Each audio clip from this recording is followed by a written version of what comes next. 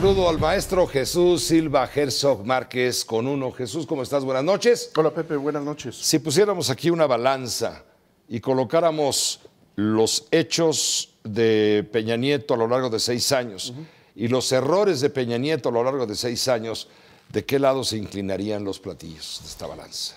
Pues mira, creo que podríamos tener una idea de ese resultado si recordamos lo que pasó el 1 de julio, en donde creo que el electorado tuvo una determinación muy clara sobre el peso de los errores mucho mayor que el de los aciertos. El pueblo votó, los ciudadanos votamos el 1 de julio contra Peña Nieto o contra su partido, el PRI, o contra ambos. Mira, yo creo que en la elección de julio hubo una combinación de factores, por supuesto, pero un impulso muy claro fue el rechazo al gobierno de Enrique Peña Nieto.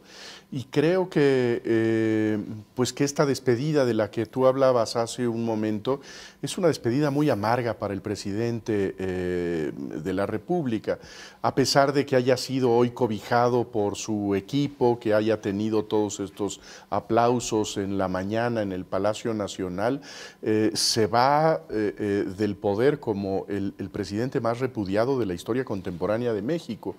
Y yo creo que eso tiene que ver con el hecho de que deja dos agravios. Exacto. ¿Repudiado por qué?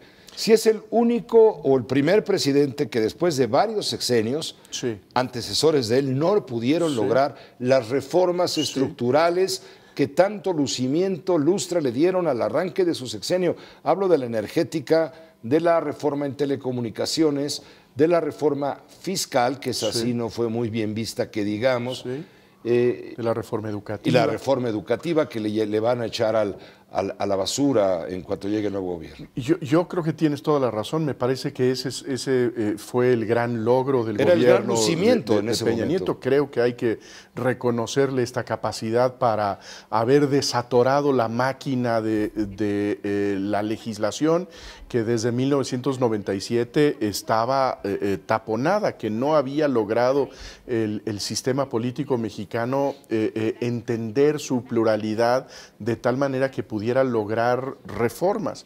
Enrique Peña Nieto lo logró con mucha eficacia, formó esta coalición extraña del Pacto por México, y yo creo que sí quedarán estas reformas, a pesar de lo que se dice hoy, todo lo que se generó de repudio a estas reformas. Me parece que buena parte de estas transformaciones perdurarán, porque creo que tienen una dirección correcta estas reformas, incluyendo la educativa, que como mencionas es una reforma que el presidente electo López Obrador tiene en la mira para tirarla a la basura en cuanto tome posesión.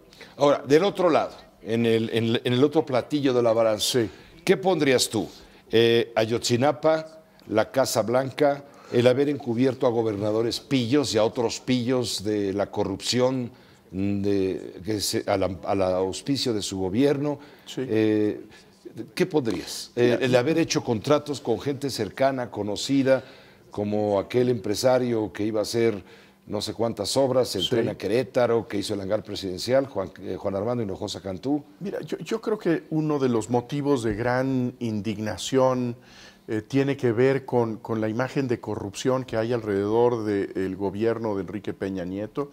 Creo que nunca fue capaz de dar una explicación convincente sobre la construcción y la compra de la casa escriturada a nombre de su esposa, incluso en estas últimas horas que ha estado tratando de regresar a ese tema y volver a dar una explicación. Me parece que es claro que nunca entendió cuál era el motivo de molestia ciudadana ante esa operación. Y esto creo que no tiene que ver solamente con ese evento, sino con muchos otros escándalos que cubrieron a personajes muy cercanos de su administración, que tienen que ver con su partido político, que tienen que ver con una serie importante de gobernadores que cometieron una cantidad de abusos. ¿Quieres decir que fue un buen negociador con los partidos políticos para obtener su apoyo en el Pacto por México y lograr posteriormente las reformas, como haya sido, y fue un mal negociador con la sociedad, con el pueblo? Yo creo que fue un buen negociador, efectivamente. Fue un político capaz de entenderse con las oposiciones. Él no tenía mayoría en el Congreso, pero no tuvo, en primer lugar, una capacidad comunicativa. Pero no fue solamente un problema de comunicación. Creo que los defensores de Enrique Peña Nieto dicen que simplemente fue un problema de su comunicación social, de que no tuvo un buen publicista. Pero yo creo que no tuvo la sensibilidad del presidente Peña Nieto para darse cuenta de las exigencias ciudadanas. Algo que hirió mucho fue cuando puso a su mujer, Angélica Rivera, actriz conocida, muy conocida por sus novelas, a ofrecer explicación por la Casa Blanca, y él mismo lo reconoce en los mensajes. Lo reconoce ahora recientemente. Hice mal, debía haber dado la cara yo. Yo creo que fue un error muy grave y creo que tiene que ver, creo que finalmente eso generó la impresión de un hombre que se escondía en la imagen pública, en la popularidad de su esposa, y que no daba la cara, que había una actitud que incluso podría llamarse cobarde del presidente de la República al no asumir su propia responsabilidad. Y yo creo que además del problema de esta imagen de una administración sucia, que no fue cuidadosa en el manejo de los fondos públicos, creo que hay otra mancha muy pesada sobre la administración de Peña Nieto, que es el hecho de que no fue capaz de detener la violencia en el país, que regresamos a los índices que teníamos bajo el gobierno de Felipe Calderón, e incluso a finales del sexenio estamos aún peor que en los peores momentos de la administración pasada. Entonces creo que es una administración que ciertamente deja algunas reformas que creo que son y deben ser defendidas adelante, pero también una estela de sangre y de mugre en la administración pública. Si no fue un presidente digno, ¿fue un presidente indigno? Mira, yo creo que sobre todo cuando pensamos en la posición de México hacia afuera, y lo vemos ante el gran desafío internacional de este momento, que es la presidencia de Donald Trump y el surgimiento político de este personaje, creo que la postura del presidente Peña Nieto fue francamente vergonzosa. Creo que colocó al país en una situación verdaderamente humillante.